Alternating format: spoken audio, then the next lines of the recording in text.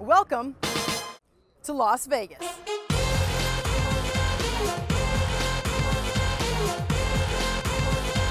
And in the new era of college football, where people say we don't know how to win anymore. Now you don't have some of those easier games where you're able to get up. You're in a portal world now. Where longtime losing programs can become winners overnight. Obviously, NIL has become a part of that. Indiana University, 16-0, national champions, which I know a lot of people thought was never possible. In this new landscape of college football, why can't we achieve at the same level? the money is flowing in more directions than ever before. Everyone has to recognize the one thing that's driving this is money. The money. You're raising money, you want more money. Money for everybody. You cannot sit back. You've got to be able to wear multiple hats, more than I ever imagined. And those who don't adapt are left in the dust. The road ends here, the site of the national championship game. At Allegiant Stadium, where the Kings will be crowned in January. We're ready to go right now. We'll play tomorrow. College Kickoff 2026 starts right now. What a view from the MGM Grand overlooking the iconic Las Vegas Strip. Welcome into College Kickoff 2026. I'm Simone Eli. And I'm Andrew Marden. Great to be with you, Simone. They say Viva Las Vegas. They also say what happens in Vegas stays in Vegas. Whoever wins the national championship game gets to take that trophy home with them. Yeah, January 25th, that game will be played right here at Allegiant Stadium, home of the Las Vegas Raiders. Looking forward to that game. And you know that right now, all across this city, Andrew, people are placing bets on which teams will take that stage in January. Yes, and sports betting in Nevada has been legal for almost 80 years. For the longest time, Nevada was the only state in our country where sports betting was legal. That actually changed in 2018 with a Supreme Court ruling. Yeah, not only did it change, but it changed the landscape of college athletics as well. As we know, money is the centerpiece of college sports, but most especially football, and we saw that play out on the field last year. Indiana football, their rise to a national title for the first time in school history. Andrew, can they do it again? I'm not sure, but Indiana went from punchline Simone to powerhouse. Coming up during this hour-long special, we're going to be talking about Indiana, the Big Ten in general, but we're going across the entire country to all the major conferences. Yeah, and we're going to talk all about the hot topics as well. Name, image, and likeness, money, gambling, the transfer portal, all of these issues that they're trying to find answers to in college sports. We're going to hit on those, break it all down, and you know it was a hot topic throughout media days as head coaches sounded off in the preseason. In this era where the SEC has really high salary caps of schools that, you know, get to go get a lot of players. This is a whole different game. Well, same size field, right? Same ball, same gear pretty much, but everything around it's changed and evolved, and I don't know where we're going to be in the next 3 to 5 years. We will not be a victim in our program. We appreciate everyone that's coming to our program, and for whatever reason why they've left, we move on. Some of these guys have money in their pocket we've never seen, right? And they'll go home and work with a trainer. Well, that trainer wants to get their hands in them because then when they go to the NFL, they want to train them and get that money. There are two sides to this coin. And make sure you flipping these kids on the right side. Most of us got into college football, at least I did, and was making $400 a month. It wasn't because I was making money. It was because I was loving the fact that I was helping guys. There's this corporation of football going on, but you know, if we think and act like Miami, we're not going to be successful. You got to be the CEO, and then you stop doing the things that you actually really enjoy doing and making a difference in kids' lives. Until we get some more clarity from NCAA, SEC, I don't think anybody's really doing much of anything. The ruling that came out from the NCAA, the 2-game suspension, I truly believe is bull. Ain't nobody coming in here to save us. So there's plenty to sort out off the field. As for on the field, a lot of marquee matchups we're looking forward to in 2026. Yeah, starting right off the bat, Simone, can we talk about Miami? The Hurricanes played for the national championship last season. They go to Stanford week 1, traveling across the country. It's an early season ACC showdown. Stanford in the ACC, still something I'm getting used to saying. Then you'll see a battle of the Death Valleys as Clemson heads to Baton Rouge to take on LSU. Fresh off securing another year of eligibility, Heisman hopeful Trinidad Chambliss leads Ole Miss into Nashville's Nissan Stadium, home of the NFL's Tennessee Titans, to face Louisville. And all the way up in Green Bay, Lambeau Field, home of the Packers in the NFL, will be seeing a different shade of green as the Notre Dame Fighting Irish goes behind enemy lines to play Wisconsin. Quite the slate of games to get things going. So what about Indiana? Well, the Hoosiers begin the season with North Texas. Simone, they are huge favorites. They might still be getting used to that. Yeah, understandably so. We'll see what they can do in the Big Ten. Of course, this is a program that historically has been at the bottom of the Big Ten, but all of those fortunes change with the hiring of head coach Curt Cignetti and, of course, his quarterback Fernando Mendoza, the Heisman winner, now playing here with the Raiders in Las Vegas going into this NFL season. They were incredible a year ago, finishing undefeated, and Chris Hagan looks back at that historical rise to success. Before the dawn of television or even radio, it would be surprising for Indiana to be featured in a national college football preview show. But all that changed in 2024 when the Hoosiers hired Curt Cignetti. Google him. Since then, 27 wins, just 2 losses, and a national championship last season. It's been a wild 2-year ride, that's for sure. It's great to see all the IU fans show up, so much pride, and our playoffs dominate those stadiums the way they did. So, now the easy part, got to do it again. Well, that's what's so funny is after the first year, people said, well, there's no topping that. How are they going to top that? You topped it, and now you can't top perfection, but the bar is set. That's the standard, and that standard is going to be something that you're looking forward to moving forward, isn't it? Oh, yeah. Well, it's a process. Just trying to improve as much as we can every day and prepare the right way, develop those intangibles and roll that ball out there and see what happens. Job 1 is replacing Heisman Trophy winning and #1 overall draft pick quarterback Fernando Mendoza. TCU transfer Josh Hoover steps in and will be Cignetti's 3rd different starting QB in 3 seasons at IU. In his 4 seasons with the Horned Frogs, Hoover threw for almost 10,000 yards and 71 touchdowns. But still, he has big shoes to fill in Bloomington. I'm just going to be myself. That's why I'm here, is to be myself and kind of put my print on the program and the team, and just try to encourage guys and bring people along and be the best player I can be for IU. And I got 1 year here and excited to get to work and get back to it. What Coach Sig has done, the entire staff, the players, the buy-in, I think it's just a special place to be right now. And definitely excited to be here. Josh is a beast. I mean, I really look at our offense and, where do you see a hole? We got receivers that we got depth there. We got weapons all over now. And, with Turbo, Kobe, and Lee, our running backs, I mean, shoot, those guys are some studs. Our O-line, just a bunch of dogs, ballers. On the other side of the ball, the Hoosiers returned 7 starters from a unit that was #2 in the nation in scoring defense. Our coaches do a really good job teaching. I think that's one of the best things about our coaches is production, being able to teach the playbook and everything. Getting out the quarterback, I think that's one of the best things about our defense. Try to help the back end, the DBs with getting out there. The schedule appears favorable for the Hoosiers this season, perhaps the most difficult stretch coming in mid-October when they'll face Ohio State and Michigan on back-to-back weekends. But first things first, a September 5th opener against North Texas. In Bloomington, home of the national champs, I'm Chris Hagan.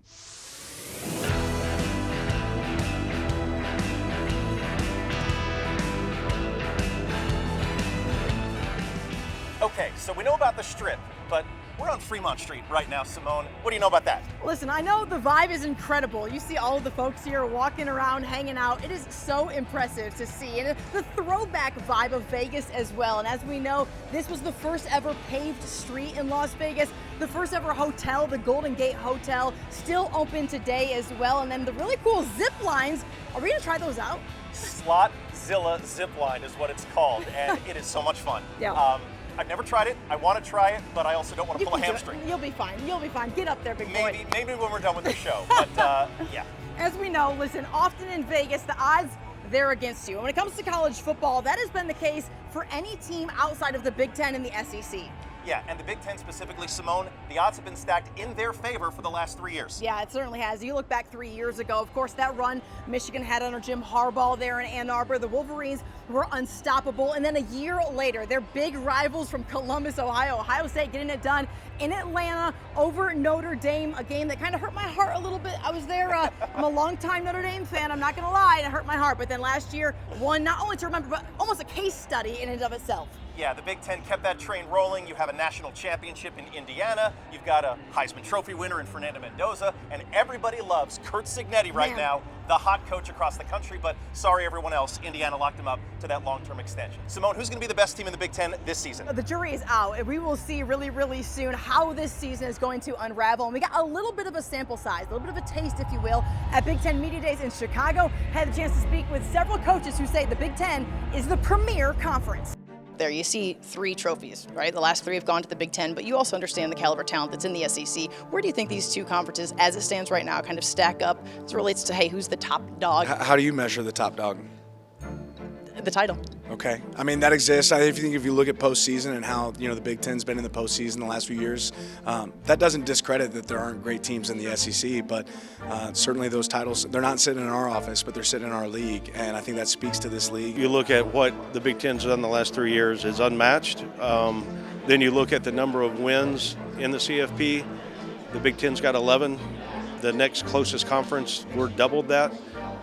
So I think that speaks to volumes of the strength of what this league is. I heard Coach Saban mention, winning the national championship doesn't make you the best conference in the country, and the moniker changes. But what I'll say is we're 9-3 in playoffs the last 3 years, the winningest conference of all, and we're playing those teams in the playoffs.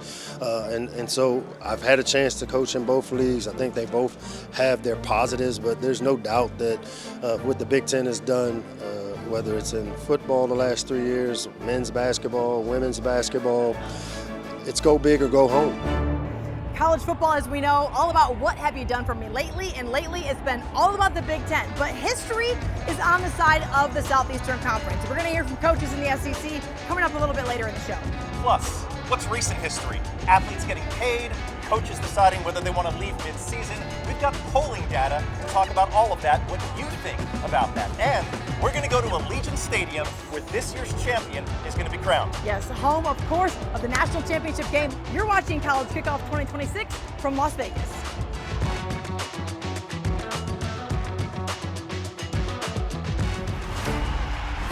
You endure the heat, the rain, and the snow.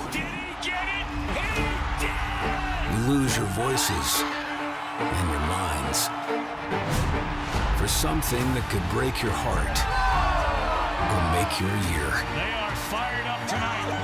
You believe every game matters, and so do we. CW College Football.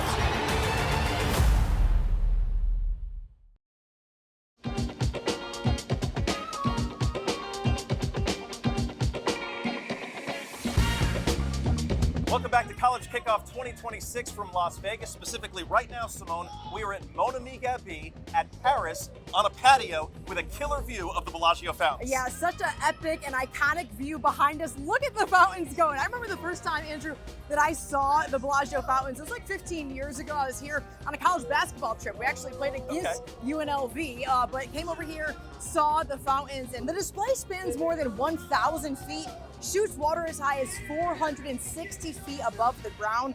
Watching them, like I mentioned, nothing short of beautiful, fast-paced, high-flying, a little bit like the college football offenses that we've been seeing. As we know, the Big Ten and the SEC, they hold a lot of cards, they have a lot of power, and their commissioners often use the offseason to express some frustration lately. Yeah, there's been a lot of that, especially when it comes to the SEC and the Big Ten and the threat of them potentially breaking away from the NCAA. Greg Sankey, SEC commissioner, addressed that frustration, the whole dilemma, last month. Yeah, he did. He knows that this conference can self-regulate. They have plenty of money. They have plenty of power. And Greg Sankey, a very well-respected voice in college football, so he uses his platform to push his point across, kind of like a former Alabama coach and Nick Saban, of course. And he says, hey, people need to adapt to change. He's frustrated with other conferences not willing to do that. People have talked about that. They've opined about the frustrations that bring them to the point of saying we should look at something significantly different. I do not believe that is a leverage point. I think that's just honest communication. There is meaning and value. And I do think a national expectation that we participate in a national organization. But that national organization must function in a healthy manner. Otherwise, that simmering will continue. We'll see what happens when it comes to that. We'll also obviously see what happens, which SEC teams come out on top this season. It's probably going to be the usual suspects. Well, we know the Southeastern Conference is going to be well represented once again in the preseason top 25 poll. They often are. A potential of double-digit teams in the top 25 preseason ranking. Who's going to come out on top? Well, I can't tell you, but I know a couple of guys who can give us a good inside look. That's Gerhard Mathangani and Noah Gross, and they're joining us from Tampa. Gearing up for the college football season in 2026. Lots of great storylines in the SEC. But I'll tell you what, Noah, motto is just means more, and this year kind of showed that. Man, in Tampa, what a beautiful setting here for SEC Media Days. As always, so many talking points, and what an exciting season and way to kick things off here ahead of the 2026 campaign. In 2025, what was interesting is all 16 coaches were back last year. Things have changed a little bit this year with 5 new coaches in, and then, of course, Lane Kiffin at a new school. Yeah, a bit of an asterisk there. You know, same coach, different school for him, and none of these coaches are scared of making some headlines. You think about some of these new head coaches. Ryan Silverfield at Arkansas, Alex Golesh at Auburn, Will Stein at Kentucky, John Summerall at Florida, Pete Golding taking over at Ole Miss as well, and some exciting topics for all of those coaches. Yeah, all these guys trying to lay the groundwork in their philosophy as they head into year one. My goal now isn't to be the best play caller in the country and all that. It really isn't my job, and my goal is to be the best head coach in the country. Try to have a holistic approach to our program, trust my guys that I hired that are high IQ, high character people that know what it takes to win at this level, in this league specifically. You win football games in the Southeastern Conference in the trenches, and there's no hiding that. And to be able to build it with young guys that, whether they play as freshmen or not, that you can keep in the same program, the same strength staff, the same offensive line coach, like that is priceless. I grew up thinking there were 3 leagues in football as a kid, the AFC, the NFC, and the SEC. Right? And as a kid, I sat in the south end zone of Legion Field in 1993 and watched Florida play Alabama in the SEC championship game, and you just expect fun, explosive football from Florida offense. Now, what's most important is a formula to help you win the game. But I think inherently, we're in the state of Florida. We have access to great, skilled players. The other headliners here in Tampa were the quarterbacks. Of course, last year you had Trinidad Chambliss of Ole Miss, Gunnar Stockton of Georgia, and John Mateer of Oklahoma, all going to the college football playoff. But lots of great storylines, even for these high-profile guys, one that you're very familiar with in Arch Manning. And I think people like talking about Arch Manning and just the confidence he exudes here, Gerhard, in year 2 at Media Days, so different than year 1. He talked about the first half of last season, how the pressure maybe got to him a little bit. Second half, he played better. Now he seems more sure of himself heading into 2026, which seems like a maybe more warranted early Heisman campaign. My goal this offseason was just to stay present, take it one day at a time. I'm not really worried about the outside world, and that's what I'm going to continue to try to do. But obviously matured. I think going through those rough times, learned a lot about myself, and I've become a better man because of it, and hopefully a better player. I think a good leader, makes them believe in you, but a great leader makes people believe in themselves. And I think that's something that we're shared. It's told to us to challenge us to do, and you can either lift the young guy up or put him down to make yourself feel better. But we don't have a lot of immature leaders. We got a lot of good guys. I feel like each year in, each year out, I feel like I've ultimately gotten better. Whether it was at Ferris State and out here at Ole Miss, and I'm the ultimate competitor. Put my head down and do whatever it takes to win. So the storylines are plenty. We saw it here play out at SEC Media Days in Tampa, but they got to put it together on the field in the fall. Big Ten's been dominating the national championships the past couple of years. Think about Michigan, Ohio State, and the surprise story of Indiana last year. Bit of a drought for the SEC, but we can be sure, Gerhard, whichever SEC teams make the SEC championship and eventually the college football playoff will be battle-tested. Now a 9-game conference slate against what many consider it to be the best conference in college football. No question. We'll see if they can capture that elusive national championship this fall. For Noah Gross, I'm Gerhard Mathangani. We'll send it back to you. You know something with the SEC, Andrew? All of the great games on the field often, but also the great drama off the field as well. Yeah, there's plenty of that drama, and I think you're talking about Lane Kiffin, right? Week 3 of the season, LSU is going to travel to Oxford, Mississippi to take on the Rebels. Cannot wait to see these two go head-to-head. We know Lane Kiffin is going to trigger a couple of those fans there in Oxford. It's going to be a great atmosphere, no question about that. Yeah, there might be 1 or 2 boos coming out of the crowd. The next week, LSU hosts Texas A&M, a protected rivalry with the SEC now having a 9-game conference schedule. Yeah, and speaking of rivalries, this one kind of a new rivalry, so to speak. Alabama and Georgia, because of the success that we've seen these two programs have, especially in the college football playoff. Well, it's on October 10th. These two fan bases will be rearing to go and ready for that one. Now it's time to really get into some numbers, Simone. We are in Vegas after all. Yeah, only appropriate, of course. Now, our parent company, Nexstar Media, recently sponsored a survey with Emerson College. The topics, well, it's all of the questions surrounding college athletics and college football right now. Name, image, and likeness, NCAA reform, the transfer portal, all of these things that people have a lot of questions and not a lot of answers to. But we're trying to get some answers. Our Perry Sook had a chance to talk with Spencer Kimball of Emerson Polling to really break it all down and put it all in perspective.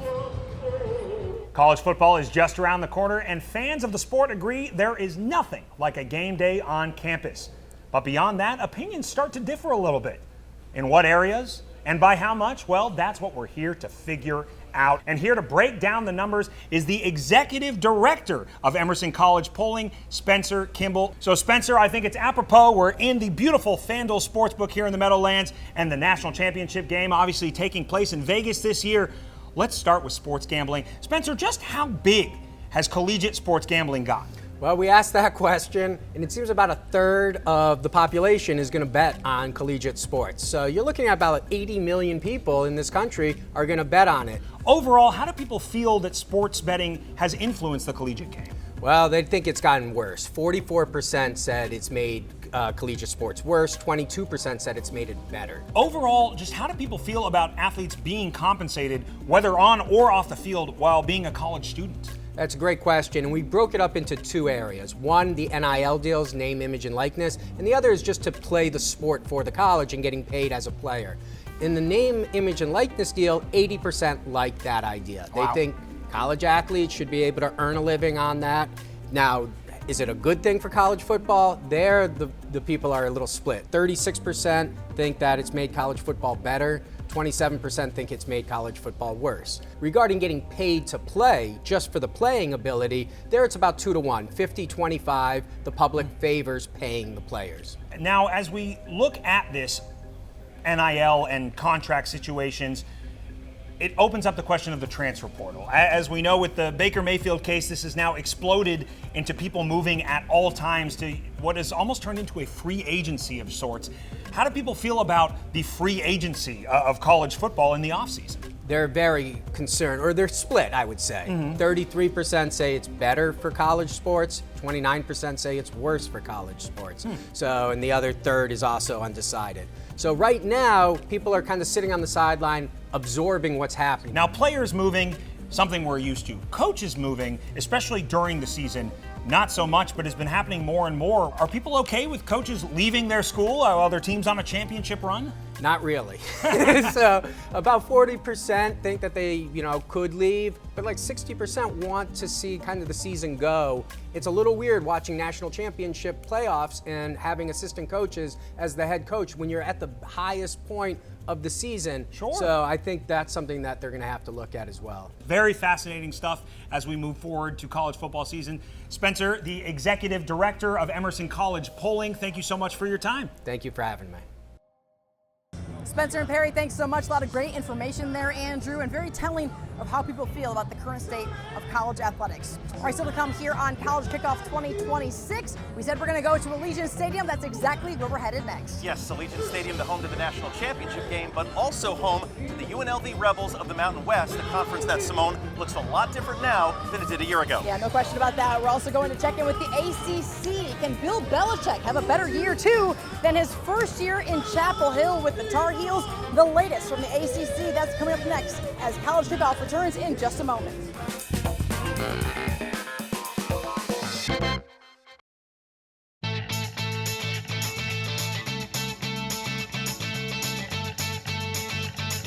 Welcome back to College Kickoff 2026. Simone Eli alongside Andrew Marden. We're officially inside Allegiant Stadium, home, of course, to the national championship game in January. And since 2020, home to the Las Vegas Raiders as well. And Andrew, you've been here several times. Including in 2020, Simone, during COVID for not an NFL game, a college game. It was really strange. This stadium seats 65,000 people, not even close to that, obviously, during COVID. But Allegiant Stadium has hosted a Super Bowl, the Pac-12 championship. It's hosted numerous concerts. But you mentioned the Raiders. There's another football team that calls this stadium home, the UNLV Rebels. Yeah, and UNLV has seen a lot of changes as far as the Mountain West Conference. They've been a regular member of the Mountain West, but it looks nothing like it has been for the last several years. As we know, a handful of teams picked up and helped create that new Pac-12 look that includes Boise State, Fresno State, to name a couple.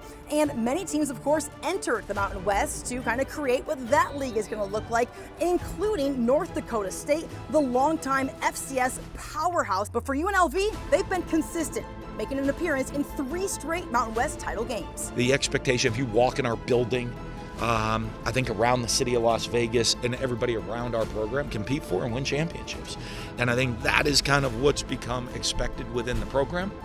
I love that. I embrace it. It's not going to be easy. That's what I tell our team. We got to be, if we have the same kind of outputs we had last year, it'll probably be a worse season. We got to keep raising our floor, but I think we got a lot of talent. And don't forget, you can watch Mountain West games on the CW Network this fall. 13 total, Andrew, starting with UNLV at Hawaii on Saturday, September 5th. And from the Mountain West to the Pac-12, which nowadays they look pretty similar. At least the old Mountain West now is the new Pac-12. Several teams, Boise State, Fresno State, all these schools that you've covered for the better part of like 2 decades, they're now in the new Pac-12. Yeah, let's see. Colorado State. I mean, you've got Oregon State, Washington State, Texas State is in the Pac-12, Gonzaga in basketball. It is a rebuilt conference, Simone, with a brand behind it. I mean, this used to be called the Conference of Champions back when it had USC, UCLA, Oregon, Washington. Of course, anytime you hear the word Pac-12, you think of the history and the tradition that this conference has had, and it's exciting. I know, but we have a ton of tremendously talented coaches and football teams within this league now. When our coaches went out with the Pac-12 logo on their shirt, like that makes it real, and all of a sudden like guys perk up and like, oh yeah, like that's happening. You're a part of that. Like absolutely we are. Not only are we a part of it, but we want to set the pace with how it's going. Several Pac-12 games are on the CW Network this season. First up, Texas State against UTSA. That's the University of Texas at San Antonio on September 12th. On October 10th, the rivalry between Fresno State and Boise State. Cannot wait for all of the action as the season is literally upon us. All right, still to come here on College Kickoff 2026. One Little Rock native going above and beyond for his hometown. Plus, North Carolina's been getting plenty of attention, and some for the wrong reasons. We'll check in with Bill Belichick entering year 2 on Chapel Hill. And later, we'll tackle Texas Tech. Lots of eyes on the Red Raiders, both on and off the field. We'll get into that when College Kickoff 2026 returns.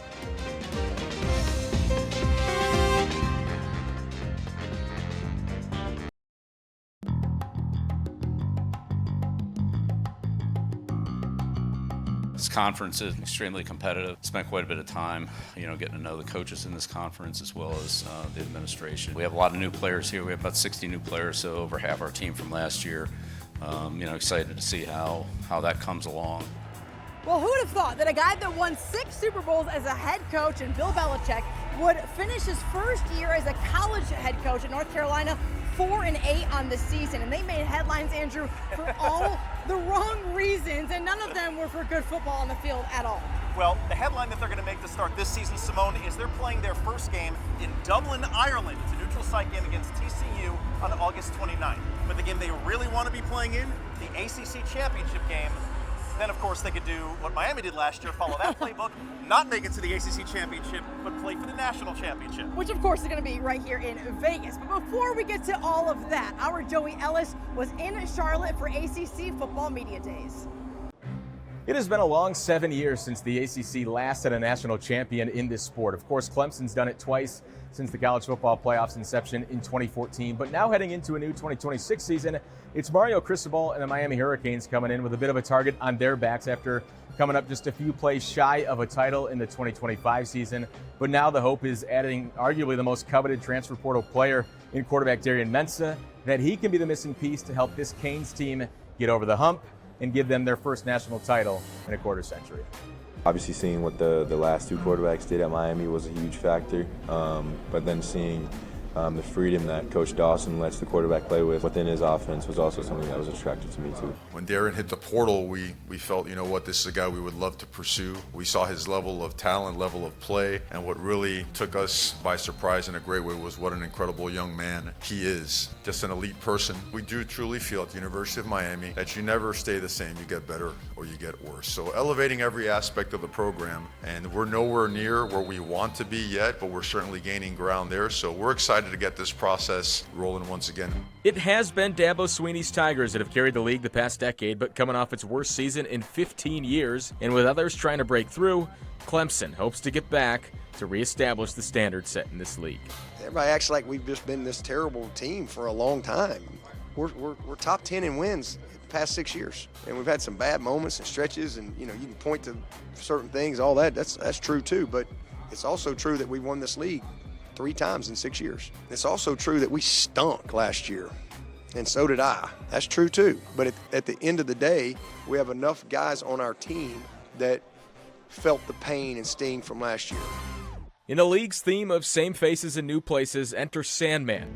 Or in Virginia Tech's case, enter James Franklin, where after 12 accomplished years with Penn State, comes to Blacksburg with a bit of a chip on his own shoulder in hopes of resurrecting what he believes a Hokies program tapped with potential. I think the first thing is embracing the history in the past, right, and understanding it and learning from it. From an expectation, from a standards, from a culture standpoint, I think we're in a really good place. We feel like we have won the off season. All that's great. That sounds good in a press conference. It's a great soundbite. The reality is we got to make sure all those things translate to the season and go out and play a style and a brand that is going to make Coach Beamer proud. And as for the most intriguing 4-8 program maybe in the sport, Bill Belichick in North Carolina, always headline-worthy with staff and personnel changes in hopes to take a major leap in year 2 of the Belichick experiment. We learn every day. I learn every day. Learned from last year, the year before that, and all the years from before that. But right now we're focused on going forward, what we can accomplish,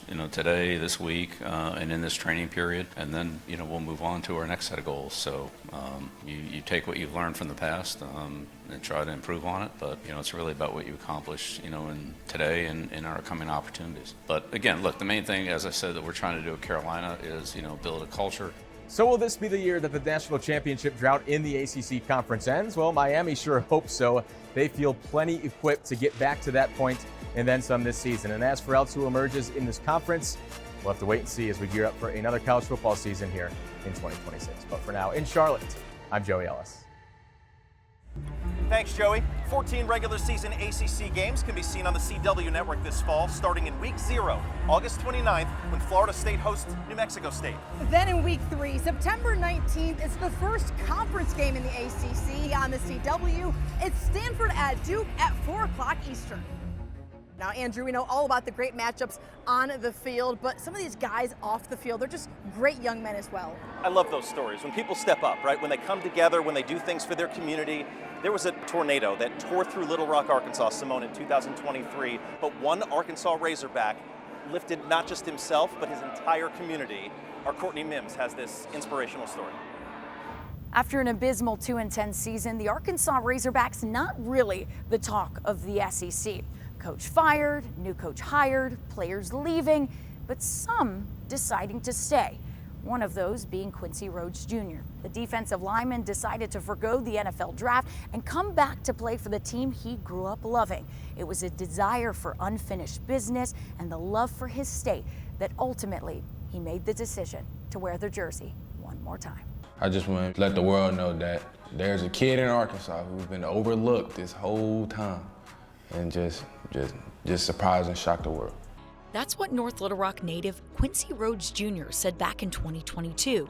Well, the senior defensive end is getting noticed now after a breakout year in 2025, which saw him record 15.5 tackles for loss and 8 sacks with the Razorbacks. He's now showing up on early mock drafts as a first-round pick. I want to be the first person, from North Little Rock to, to show other people, if there's a will, there's a way. The Razorback had an opportunity to go pro last year, but decided against it. Some people may have scratched their heads at that decision. He's a loyal hog. And, you know, people did come at him with crazy numbers and things like that, but he's loyal. That love for his state bleeding through in everything he does. It was even on display 3 years ago when a tornado devastated his hometown. We're packing and moving. That's what we do. That's what we do on D-line. We pack and move. Quincy was out there the very next day, a cast on his arm, doing everything he could to help the community. He wanted to go to help people. And me as his father, I was like, no, you stay here. And it was more so for his safety, but in defiance of me, he did what was right. So when he does things like that, it reminds me that I did raise him right.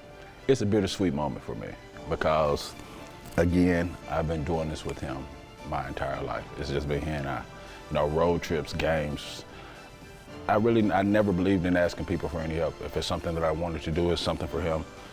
At the end of the day, I have to show him how to be a father just as well. So when Quincy takes the field this fall, the ultimate goal is to win, not just for himself, the team, or his family, but for the state that's been at the heart of his football journey. You know, any Arkansas kid, that's a dream of any kid, like to go play for the home team. And you know, I'm here now, so why not take advantage of it? Quincy Rhodes Jr. hopes to prove a lot of people wrong this upcoming season with the Razorbacks and prove why he made the right decision in returning to the team for another year. We'll see when the Razorbacks take the field on September 5th against North Alabama. Thanks, Courtney. Simone, such an incredible story. Yeah, really, really impressive. Love to see that. Guys performing on the field, but also giving back to their community off the field as well. Still to come on College Kickoff 2026. We're going to go to the Westgate Sportsbook and really talk about all the money. Plenty more to come here on College Kickoff 2026 from Las Vegas. Stay with us.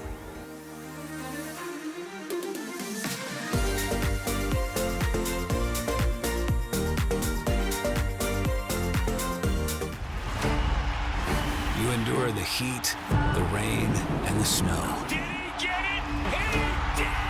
You lose your voices and your minds for something that could break your heart or make your year. They are fired up tonight. You believe every game matters, and so do we. CW College Football.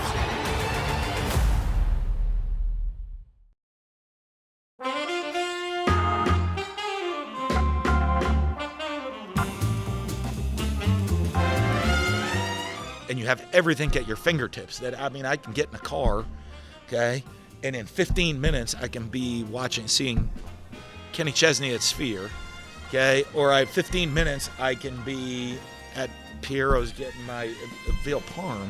Dan Mullen entering year 2 as the UNLV head coach, already well adjusted to all of the things that you can do here in Sin City. His home turf, Allegiant Stadium, will be home to the national championship game on January 25th.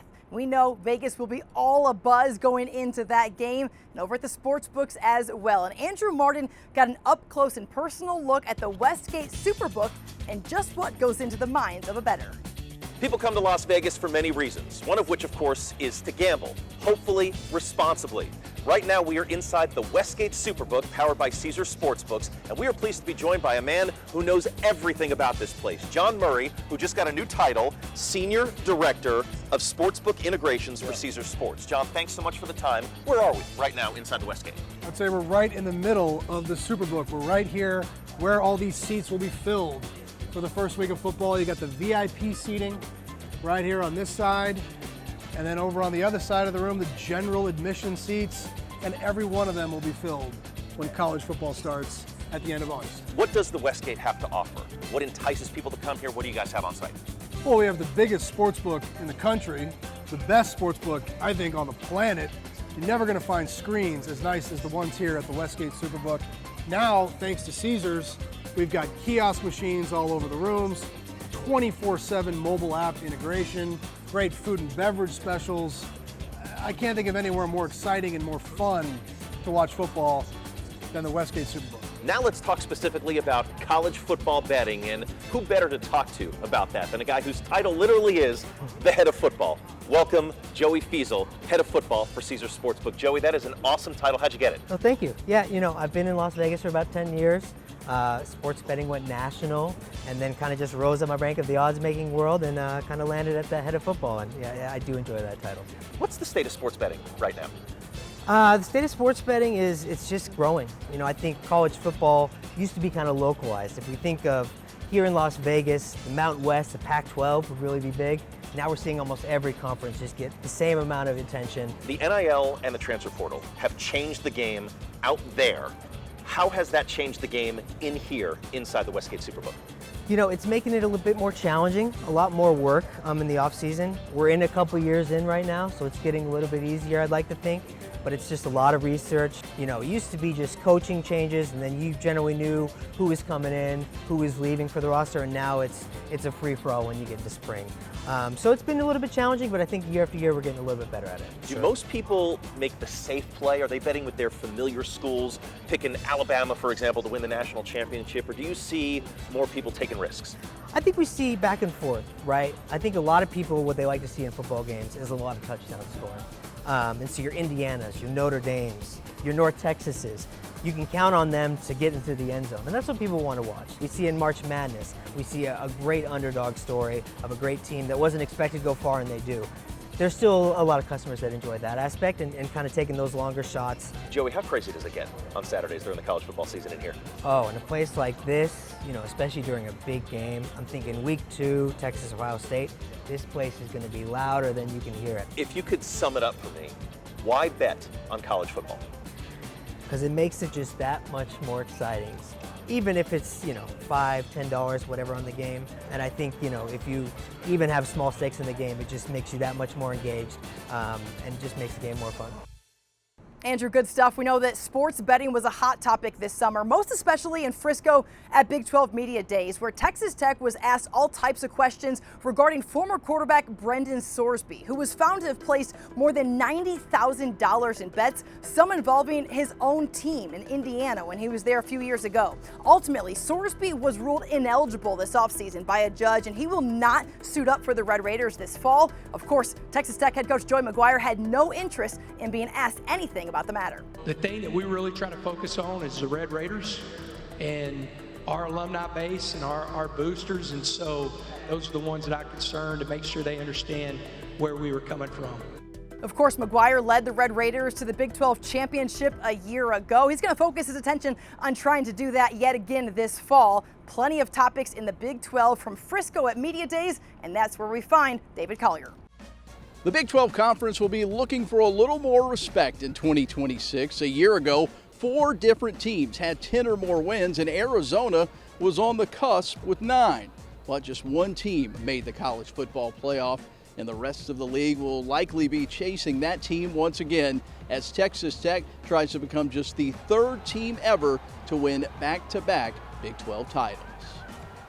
The Red Raiders turn to redshirt sophomore quarterback Will Hammond, who's returning from a torn ACL after Brendan Sorsby was ruled ineligible. We've been fortunate, one, that he hasn't had any setbacks, and 2, if you ask Will Hammond throughout this process, he would tell you he was our starting quarterback and wasn't going to back away. The defense lost a lot to the NFL, but reloads and is led by preseason Big 12 Defensive Player of the Year, A.J. Holmes. As for the teams trying to dethrone Tech, is there a team that could kind of surprise teams nationally this year? Yeah, all of them. I think everybody has a shot. There's proof in what's already happened. BYU returns Conference Player of the Year running back L.J. Martin. Willie Fritz has Houston rolling into 2026 after a 10-win season. We're one of the few teams in the country that have the same offensive, defensive, special teams coordinator and the same starting quarterback coming back. You know, if you got that, it's a really good building block for your program. And Arizona State believes it can reload despite most of its offensive production going to the portal or the pros. I think we brought in guys in the portal that have a similar mindset to what we want our team to be, and that's process-driven, not results-driven. There's plenty of new faces as Morgan Scalley, after 2 decades with the program, takes over at Utah. Eric Morris arrives at Oklahoma State with 2 of the top offensive players from a year ago following him from North Texas. I get to see Drew Messamaker and Caleb Hawkins walk into a new situation that they never dreamt about a couple years ago and watch them have success. Colin Klein returns to his alma mater, Kansas State. And Jimmy Rogers inherits an Iowa State roster that saw 24 players pack their bags for Penn State with Matt Campbell. Then there's a handful of coaches trying to avoid being sent packing. Dave Aranda's Baylor Bears are coming off of a 5-7 campaign and have just one winning season in the last 4 years. Last year was not up to our standard. I take accountability for that. After a 7-1 start last season, Cincinnati's Scott Satterfield saw his Bearcats end their season on a 5-game skid. And Deion Sanders knows exactly what his Colorado Buffaloes have to do after winning just 3 games in 2025. Oh, we better win. That's going to be the surprise. That's the surprise. We better win. And we're going to win. Last year's Big 12 championship game set a Power 4 attendance record, and viewership was up nearly 40%. Numbers Big 12 Commissioner Brett Yormark hopes to surpass when the top 2 teams play for this year's trophy on Friday, December 4th at AT&T Stadium in Arlington. For College Kickoff 2026, I'm David Collier. David, thanks so much. Plenty of excitement and expectations for the Big 12 going into this fall. Still to come, Heisman hopefuls, which players to watch. That's coming up next on College Kickoff 2026 from Las Vegas. Stay with us.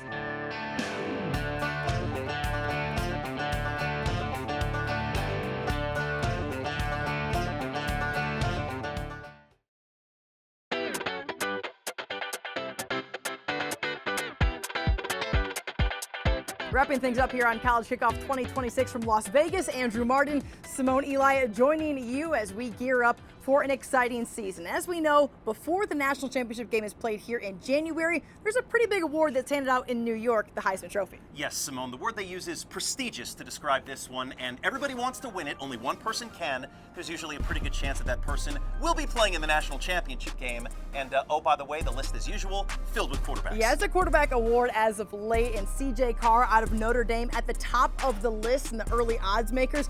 He had an incredible freshman season in South Bend. He did. 2,700 yards, 24 touchdowns, 6 INTs. Certainly a guy, the guy right now to watch. Yeah, several other players to keep an eye on as well. A couple out of the SEC. Arch Manning.